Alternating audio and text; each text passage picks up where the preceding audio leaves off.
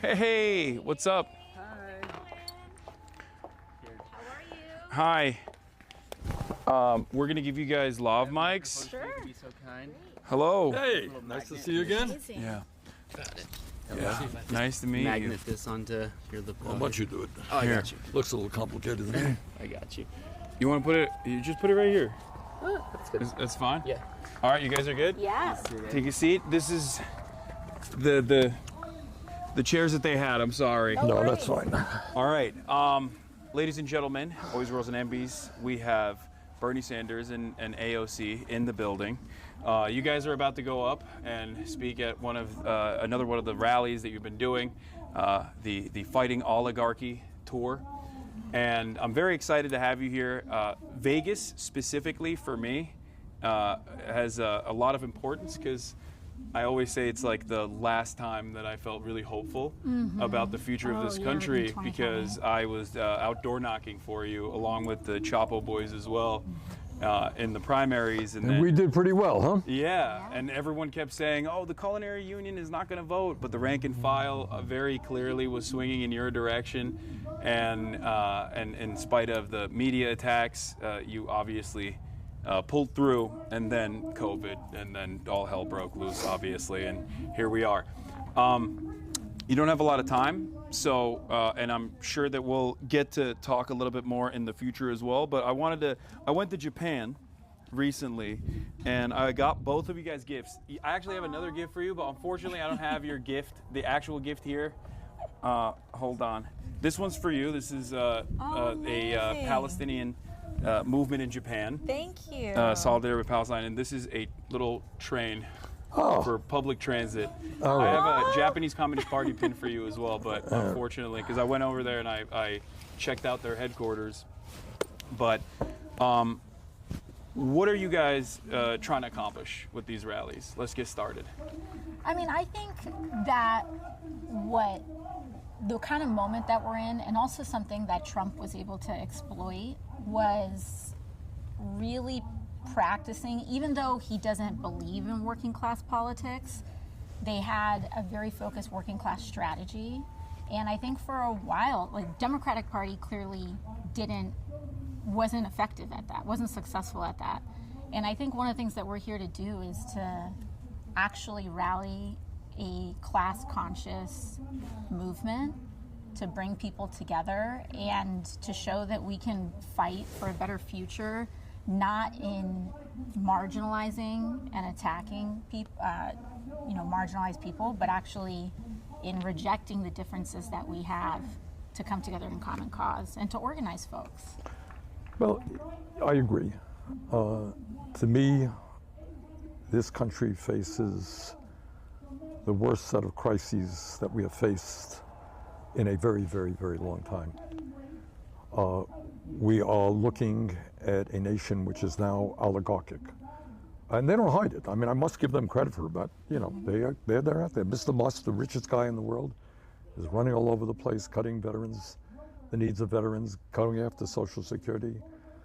There are, in addition to Musk, he got 13 nominees of Trump to head major agencies. They're all billionaires. So you got a government, clearly, no embarrassment, of the billionaire class, by the billionaire class, for the billionaire class. And then what is, I would hope, would be upsetting to all Americans, no matter what their politics may be. You can be conservative about this. You got a president who is moving us very rapidly into an authoritarian form of society. I mean, you don't sue media in America because they say something bad about you. Alexandria and I got about 500 lawsuits there, but we happen to believe in democracy. You don't ask for the impeachment of judges because they issue a ruling which you disagree with. So it is, these are tough times. And what we have got to do is rally the working families of this country to stand up to oligarchy and to demand that we have an economy and a government that works for all, not just the people on top. So one way that this government, I think, the Trump administration has been able to very expertly tackle these issues is by using an entry point of pre-established marginalization. Obviously, the erosion of civil liberties is happening all around, but like in terms of attacking free speech, a fundamental principle that I think all Americans agree on. And the way that he's done this, the way that this administration has attacked free speech is by doing something that previously has only been utilized in the darkest times of American history. I'm of course talking about Mahmoud Khalil being potentially being deported, or at least having his green card revoked for basically nothing. That the administration has all but admitted it for no discernible reason other than the fact that he was the lead negotiator on the student side, the student protesters at Columbia campus.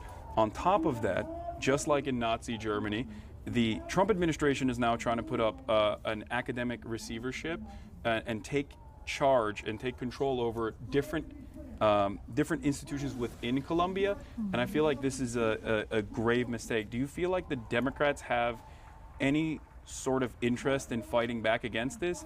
Regardless of what their opinion might be on Israel, the fact is that this is greatly going to expand, and it's simply just the entry point. Like the Palestine conversation is simply an entry point that has at least like some semblance of institutional backing. But it's obvious to me that they're going to go after a lot of other people, including but not limited to the French researcher, according to Le Monde, that was denied entry into the country because they looked through his phone and they found out that he had criticized Trump's elimination of grants. I think there actually is support for it because of the free speech grounds on it. Because when ICE came to try to pick up, in Mahmoud Khalil's case, when they tried to pick him up, they offered no warrant. These were unmarked people. There were no charges.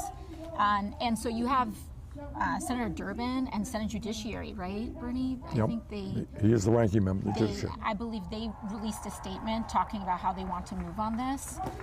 But I also think that it goes without saying that there is still profound money and interest that remains dedicated on both sides of the aisle in trying to marginalize and also conflate criticism of Israel as anti-Semitism. Right.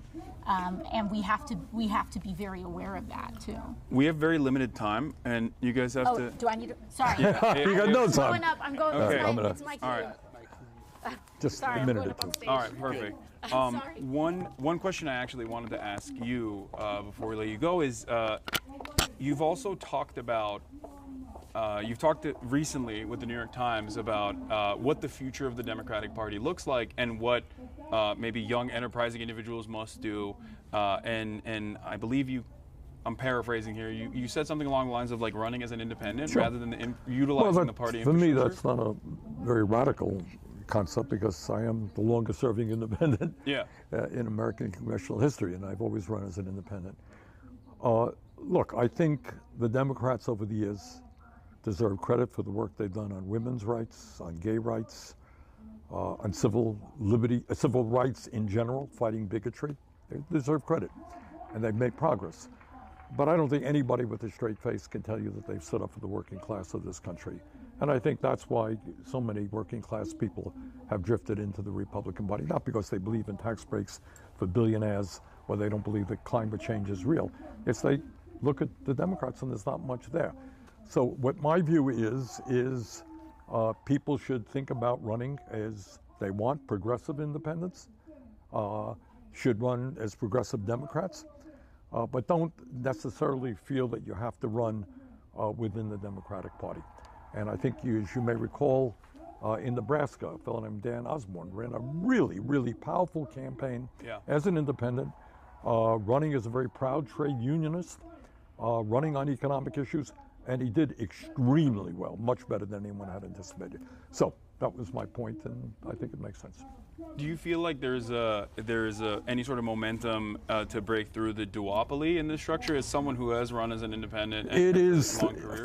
It's a long discussion. If you're asking me, do I think we could start a third party tomorrow? I don't, for a lot of reasons, having to do with restrictions in various states making it almost impossible. But I think what you're seeing is massive discontent with both the Republican Party and the Democratic Party. More and more people are looking for, I think, independent alternatives. Yeah. Oh, you? Yeah. Okay. All right. Well, All thank right, you so listen, much. great to see you. We'll hopefully do this again very soon. Okay, take care. All right. We'll go over to the rally now. We got to get your mic off. Thank you so much. Perfect. Okay, we good? All right. Okay. Hold on. Chatters. That was Bernie Sanders and AOC. There was obviously a lot more discussion that I wanted to get to, but unfortunately, they literally are going up right now. So it was short. Hopefully, one of these days, when I have a little bit, or Bernie has a little bit more time, I'll be able to conduct a longer interview with both AOC and Bernie. But having said that, that's what I think we need to do, like a podcast almost, you know? Purposely dodge? No. Bro, they're talking. They're literally about to, we're gonna film them in a second. They're about to go on stage. Like, their schedule is airtight.